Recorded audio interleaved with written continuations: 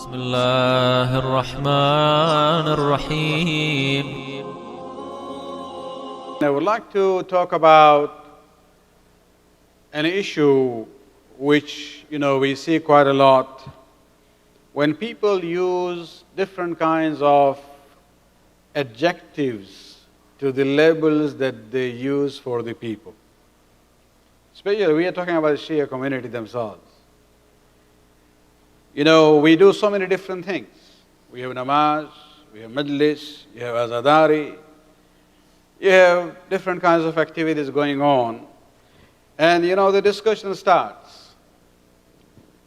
What is real Azadari and what is ritualistic Azadari? So already you have divided, Azadar into two groups, real Azadar and ritualistic Azadar. Sometimes we hear, real Islam versus ritual Islam.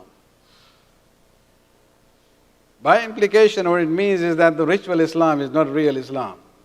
As soon as you use the term haqiqi azadar, you automatically have assumed that there are some azadar who are not haqiqi. Haqiqi means true azadar, real azadar.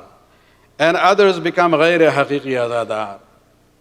And this is where we have to realize, we have to be careful about these, sensitivity about using these kinds of, adjectives to the groupings that we have. We forget a concept that Allah subhanahu wa ta'ala also talks about, and that is the issue of darajat. There is no issue of haqiqi and ghayr haqiqi. There is no issue of saying this is true and this is untrue. This is real and this is not real. No, people are of different levels, and there are darajat among them. Darajat means different levels. Allah subhanahu wa ta'ala in Surah An'am, ayat number 132, He says, وَلِكُلٍّ دَرَجَاتٌ. All the people, there are different darajat and levels, مِمَّا عَمِلُوا, based on their actions. وَمَا رَبُّكَ بِغَافِلٍ أَمَّا يَعْمَلُونَ. And your Lord is not ignorant of what you do. He knows who is doing what. And He is going to reward that person according to the level on which he is. Sometimes we say, what is the use of this? It's ritualistic. Well, every level of Azadari has its own merit. Sometimes when we aspire for something what we think to be true Azadari, you can't attain it in a vacuum. Even to reach there, you have to go through the rituals. You can't be a spiritual person by not doing the rituals of ibadat. You can't say, I don't want to be ritualistic, I want to be spiritual. Well, does it mean that you leave namaz and dua and this and that and only just concentrate something, mythical in your heart? Some of the extreme Sufis have actually used these terms. They say there is one level of Shariat, then there is a higher level of Tariqat, and then there is a third level of Haqiqat. So me and you, we are all in the level of Shariat yet. You still have to fulfill the Shariat. Once you progress up, you are now moving in towards the haqiqat. And once you reach to haqiqat, they say, Shariat no more applies to you. Because you have now graduated. The problem is, poor Rasulullah till the last day was still fulfilling the Shariat. What kind of perfection you are talking about? So, even to talk about this process of reaching to the haqiqat minus the Shariat doesn't make sense. You can't reach to a spiritual level without going through the ritualistic level. These are all depending on one another. Many people, you ask them, why do you do this? They will say, there is great sawab in it. If you do Azadari, wajabat lakal jannah. This is one motive. And let us term that as ritual level of Azadari. It's okay. If a person has that motive to come for Azadari so that I can gain sawab In the akhirah, be so. There is another level where a person says it's not an issue of what I want. It is my sense of loyalty towards Rasulullah. I love his family, according to the ayat of Quran. And one expression of that love for the family of the Prophet is to grieve in their tragedy. So it's not really asking, for something in return. Rather expressing this wafa and loyalty towards the Quran by loving the family of the Prophet. And one, expression of that is the issue of Azadari. Then there is another third dimension there. I do Azadari in order to get this motivation to reform myself, to start with myself, and then my own family, and the community at large. So you have a ritual level of Azadari, a spiritual level of Azadari, and a social level of Azadari. They do not negate one another. Each one has its own merit. And we have to respect all kinds of Azadar in the community.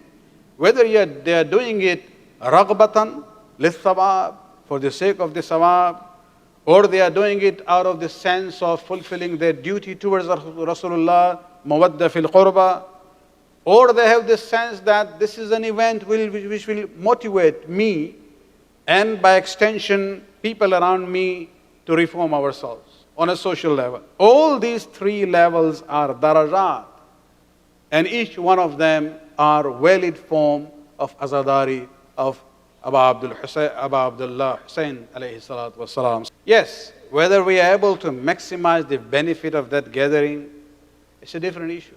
And we should always be trying to improve. But we cannot ever put down a community or a group who might not have reached to the level that we think they should be there. Every level of Azadari is to be, accepted and appreciated. You just encourage them to do even more. Look at the purpose of Azadari.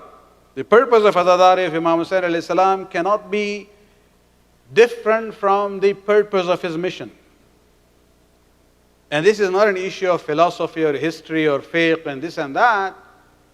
Imam Hussain alayhi salam, in the written will that he left with his brother Muhammad Hanafiya in Medina, makes it very clear why he has done it. After negating all the four motives that the historians attached to the darbar of the Banu Umayyah would ascribe to to Hussein, he negates them. He says, I have not done this out of arrogance or seeking adventure, or I would like to create, chaos in the society, or I want to be unjust to anyone. No, these are not my motives. إِنَّمَا خَرَجْتُ لِطَلَبِ الْإِصْلَاحِ فِي أُمَّةِ جَدِّي. These are his exact words in that written will that he left with Muhammad Hanafiya. It's not a personal will about himself. It's what I call the mission statement of Imam's revolution. He says, I have indeed stood up for only one purpose, لِطَلَبِ الْإِصْلَاحِ, to seek reformation in the community of my grandfather. Imam says, I realized that the community of my grandfather had become corrupt. They moved away from the right path. And I would like to bring them back. And this is Islam and reformation. And how does he do it? He even explains the religious, justification and method that he's going to use. He says, أريد أن أأمر بالمعروف وأنهي عن المنكر. That I would like to promote good and discourage evil in the society. وأسير بسيرة جدي وأبي علي بن أبي طالب. He says, in doing all this, I'm not doing anything bid'ah or anything new. I'm actually following the path of my grandfather and my father, Ali bin Abi Talib, alayhi salatu wassalam.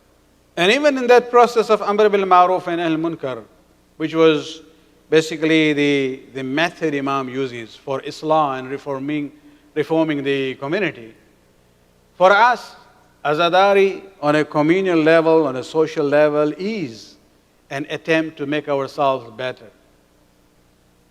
And it is the same method of Amr bil Ma'ruf and Nahy al Munkar that we have to use. But even in Amr bil Ma'ruf and Nahy al Munkar, there are levels and different ways of doing it. The most simple level of Amr bil Ma'ruf and Nahy al Munkar is the level of the heart, where you should like what is good and dislike what is evil.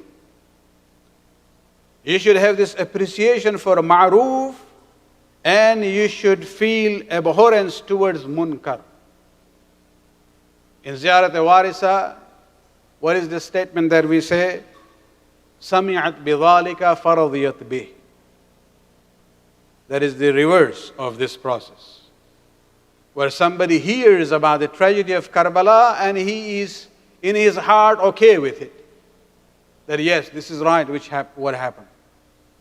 This is going in the wrong direction, and that's where we say lanat on them also.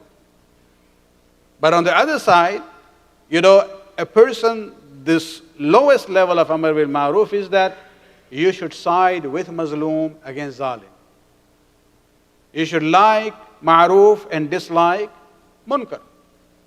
Then the second level is the level of tongue, not the heart now. Promote Ma'ruf and Munkar by your words, by your writing, by your actions. And of course, the highest level of Amr bil Ma'ruf and Nahy al Munkar is where you use legitimate force. And this is not for everyone. Only those who are in the position of authority, who have a right to impose, the rules and regulations in a way that there is good in society and they stop evil from the society. اللهم صل على محمد وآل محمد